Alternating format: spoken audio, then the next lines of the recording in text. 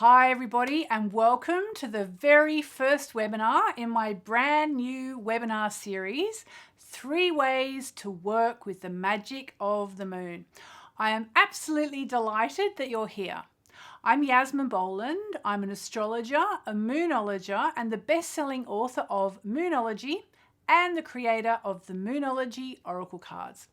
I've been teaching people worldwide how to work with the moon for almost 20 years through a practice I call Moonology.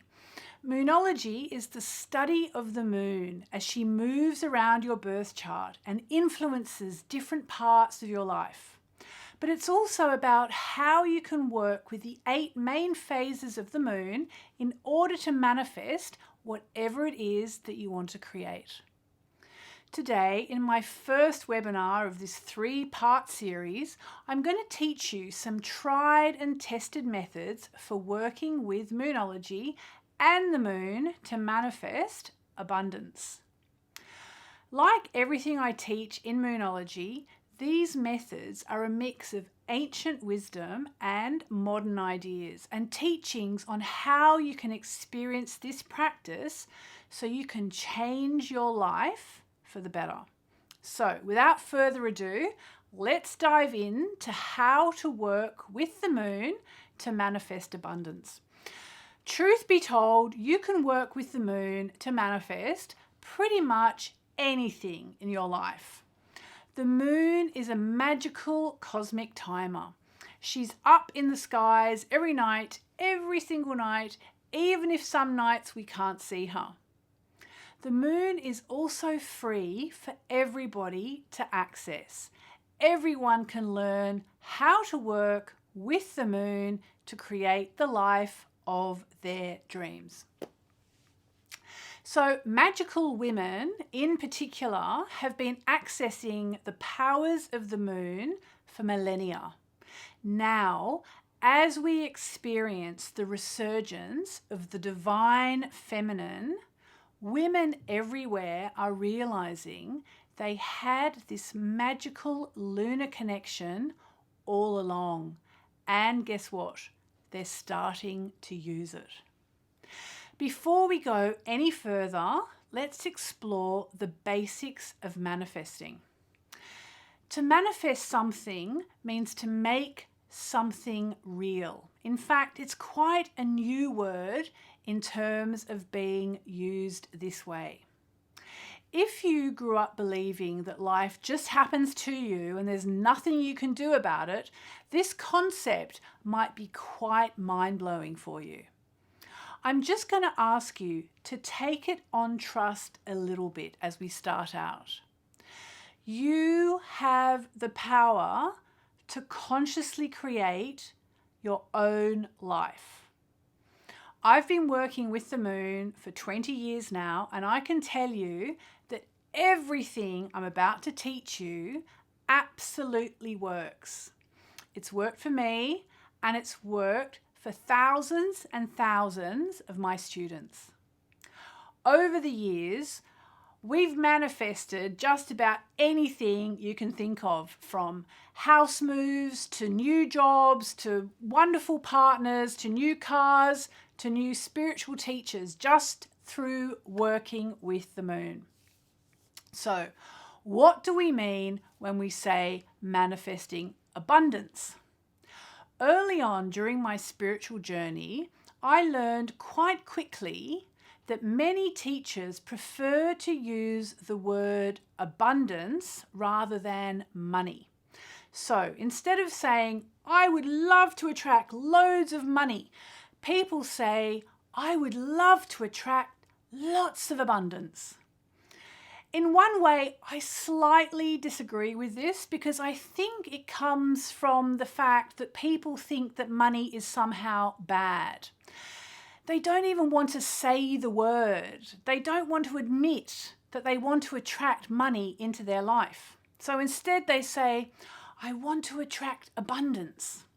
That said, if it works for you, go with it. And remember, of course, abundance means a plentiful supply, more than you need, and has an underlying context of lots of good things. So, in this webinar, I'm going to teach you all about how to manifest whatever kind of abundance you want to bring into your life. Let's start by talking about how we use the moon to manifest whatever it is that we want to consciously create. As I'm sure you know, we're down here on planet Earth spinning around the sun, and then spinning around us is the moon. So we spin around the sun and the moon spins around us, and it's a constant circuit that will hopefully never stop. As the moon spins around us and as we spin around the sun, shadows are cast upon the moon. That's why sometimes the moon looks like a half moon, and sometimes it looks like a 3/4 moon, and sometimes it looks like a full moon. These are actually lunar phases. The whole lunar cycle takes about a month. In fact, the word month comes from the word moons, which comes from, as you might guess, the word moon. So it takes the moon about 1 month to complete a lunar cycle and 1 month to spin around the Earth. So what about this lunar cycle? As you might know, there are 8 main phases of the moon, but for our purposes here today, we're going to explore the 2 key phases that you need to begin manifesting: the new moon and the full moon. So, the waxing cycle is the 2-week period from new moon all the way up to the full moon. This is when the moon appears to be getting bigger or fuller every night in the skies. So, the waxing cycle peaks with the full moon, when the moon is as big and swollen and round as she gets. The key word for this waxing cycle is intention. As soon as we've had the full moon, we then move into what's called the waning cycle. You probably know the word waning. It means reducing. And indeed, during the waning cycle of the moon appears to get smaller every single night until she disappears altogether at the time of the new moon. The key word for the waning cycle is surrender. So, how can you work with the phases of the moon to manifest abundance in your life? There are a couple of ways. The first is to make some wishes at the time of the new moon. Now, this is not some new fandangled new age thing. In fact, wizards and witches would traditionally set their intentions and cast spells at the time of the new moon. But you definitely don't need to be a witch or a wizard to do it. The reason why we make our wishes at the new moon is because it's said that the veil between the worlds is at its thinnest at this time, which takes place once a month, 2 weeks before the full moon. So, let's say you want to manifest abundance in your life. The first thing you need to know is when the next new moon is taking place, so you can make your wishes. There are many websites where you can find this information out, and I recommend in particular timeanddate.com. Make sure the search is set for your country, and then take a look at the exact date and time of the next new moon. Let me just say as an aside, knowing which sign of the zodiac the new moon is taking place in is also extremely valuable information. But if you're just starting out, simply knowing the time of the new moon will get you started on your manifesting journey. The new moon can take place at any time of the day or night, as the full moon can as well. Growing up, because we're not usually educated about this stuff, It's easy to think that the full moon always takes place at night. However, just as the new moon takes place when the sun and the moon are in the exact same place on the zodiac, the full moon takes place when the sun and the moon are exactly opposite each other. Now, this doesn't always happen at night. So the new moon or the full moon might take place at 3 a.m. or 5 p.m. or midday or whenever. All you have to do is work out when the new moon is taking place and then do your new moon manifesting as soon as possible afterwards. So, how do you do your manifesting? There are various methods, but the easiest, especially if what you want is to manifest abundance, is to create a simple ritual. My go-to methods include rolling out my yoga mat for a start. I do this because it signifies to me that I'm creating something of a sacred space. I'm really into essential oils, so I'll put some oils into my diffuser. I find they really raise the vibration of the room. I also love beautiful music, so I'll put on some beautiful music on the stereo, or more likely in my headphones or in my earbuds to listen to.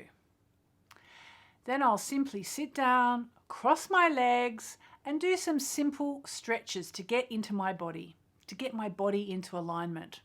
I'll also do some deep breathing just to center myself. And then, taking a pen and my journal, I will write down my vision for the month ahead.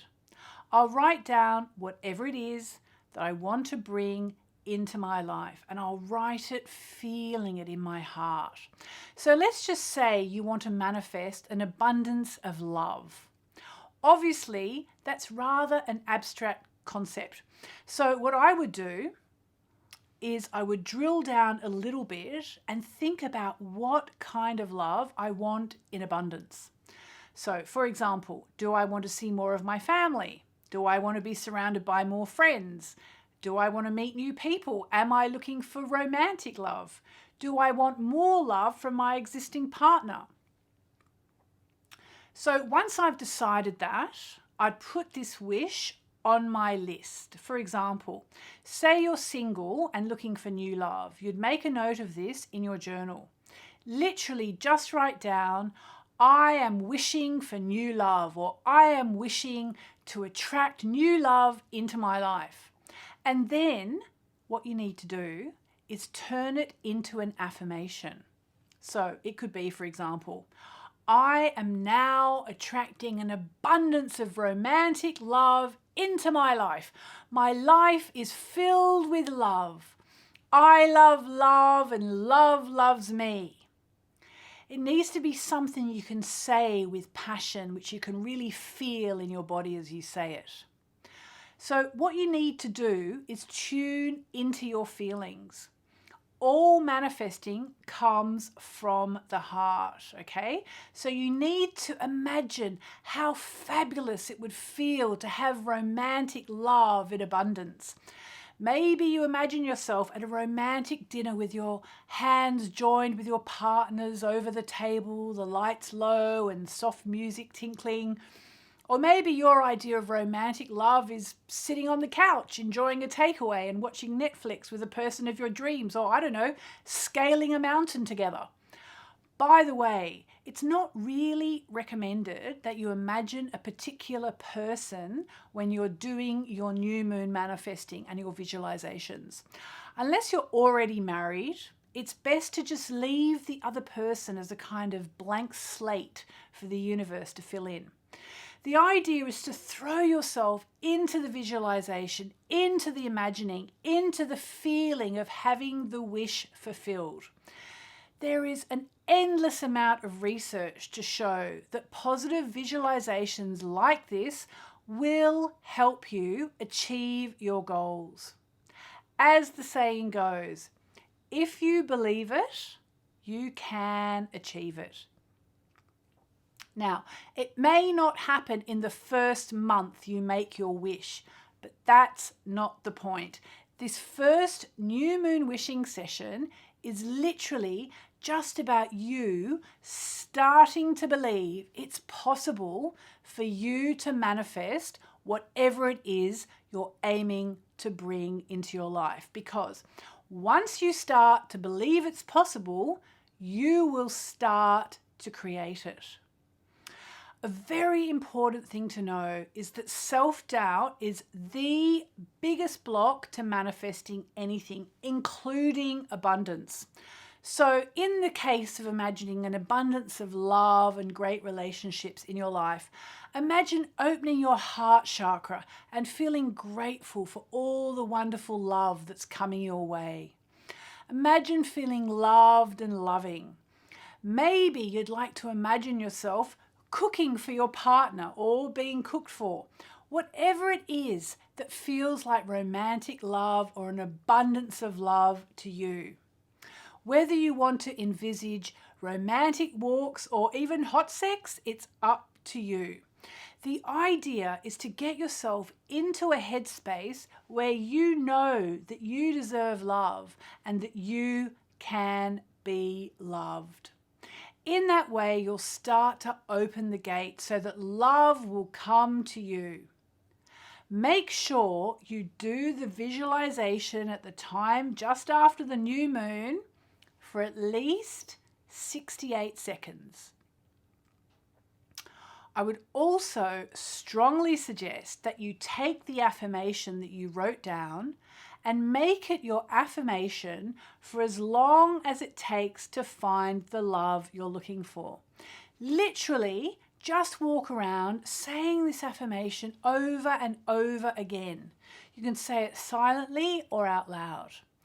I am now attracting an abundance of romantic love into my life. My life is filled with love. I love love and love loves me. Or if that's too long, just choose one part of it. For example, my life is filled with love. Walking around saying this to yourself will literally start the process of changing your life. What about other things you might want to manifest in terms of abundance?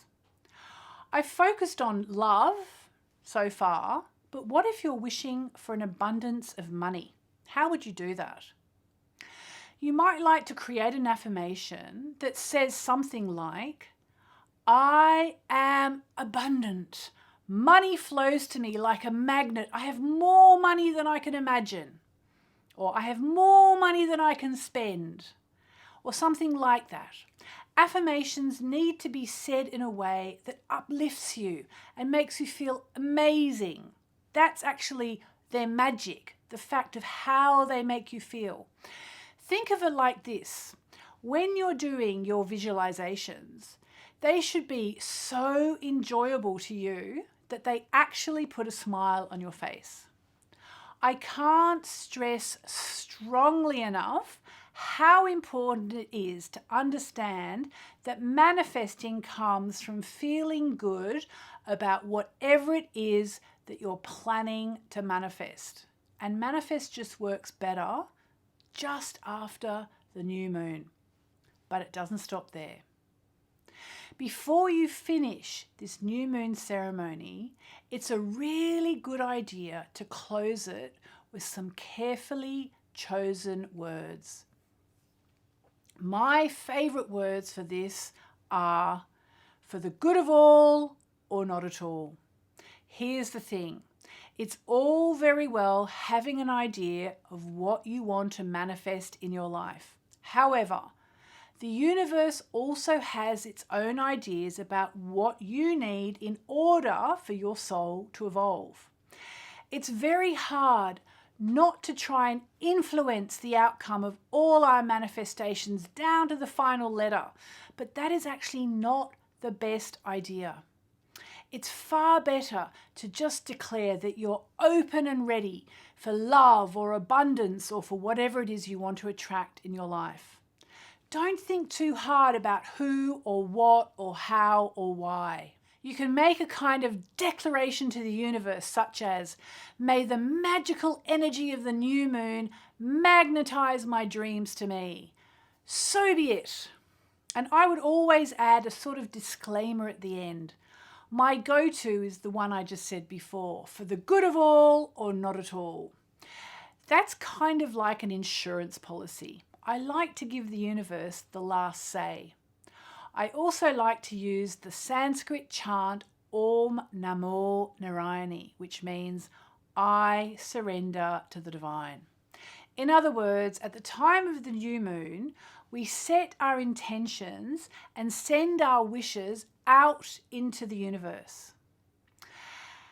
At this point in a new moon ceremony, I would also draw an oracle card with the aim of learning whatever it is I need to know about the intention I've just set. So just say if I were to draw an oracle card which said something along the lines of your dreams are coming true, then obviously I would take that as a very positive sign. However, if I were to draw a card that said something like not yet, now is not the time, I would think about what blockages I might have to clear before this manifestation can come to pass, or maybe some reasons why maybe it's not the right time for whatever it is I'm trying to bring into my life. Be very careful to make a note of whatever oracle card you get in your journal next to your wishes. Try not to be discouraged if you get a card that seems to be suggesting that your wishes aren't going to come true. It may be that you're not manifesting clearly yet, or maybe it's just not the right time. And we'll get to that in a minute. The next thing to do is to plan some practical steps that you can take towards your dreams. So, as nice as it would be to think you can just simply do your new moon ceremony, make your new moon wishes, and then just get on with the rest of your life and expect that everything is going to fall into place, well, that's not how I like to do it. There really is an argument to say that it might work to do it like that.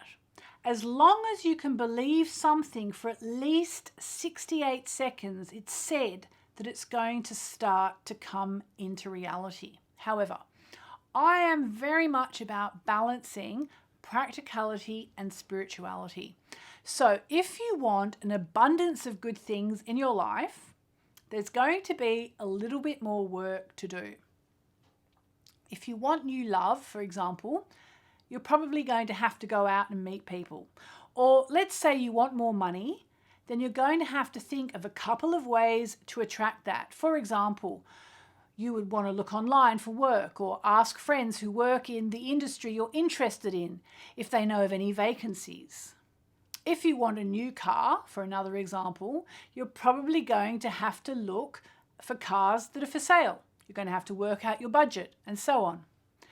The point is that you want to make your wishes and send them out into the universe, and then you want to take the practical steps that are needed to make the dream come true.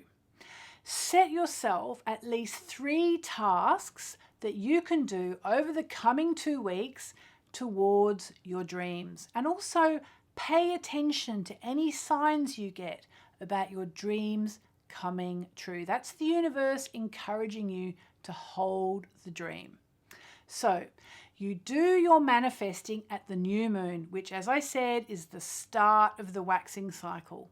And then keep on it all through the waxing cycle, working towards your dreams right up to the full moon. That means really envisaging, imagining, and making sure at all times you feel it in your body. The reason why we work towards our dreams in the waxing cycle is because the energy is building and building as the moon gets rounder and rounder. If you're trying to manifest during the waning cycle, which is when the energy is falling away and quietening, your dreams are probably going to end up quite flat. If you've dabbled in manifesting and had only limited success, It may well be that you weren't making your wishes and doing your manifesting work at the right time. It's important to keep visualizing throughout the waxing cycle. One of my favorite quotes about manifesting comes from one of Dr. Wayne Dyer's favorite teachers, Neville Goddard.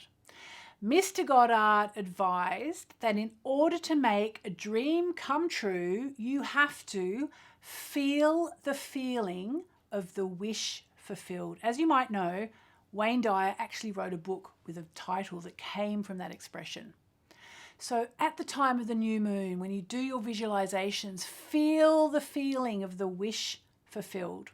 And as you go about your business in the 2 weeks after the new moon, keep saying your affirmation. And as you say it, see it in your mind's eye and feel it in your body. Feel the feeling of the wish fulfilled. It really is a fabulous manifesting secret to know about. And then, what are you meant to do with the wishes you've written down in your journal? People ask me this all the time. I personally like to keep them so I can check back later and see what's happened. For me, it's so interesting to see how the cards that I pulled at the time of the wishes came true and how my wishes manifest. However, if you are really enlightened and you're able to just detach, it's also a really good idea to burn the list you've made. You will have internalized everything you've written down, and by burning the paper, you basically release it to the universe. And actually that detachment will help you.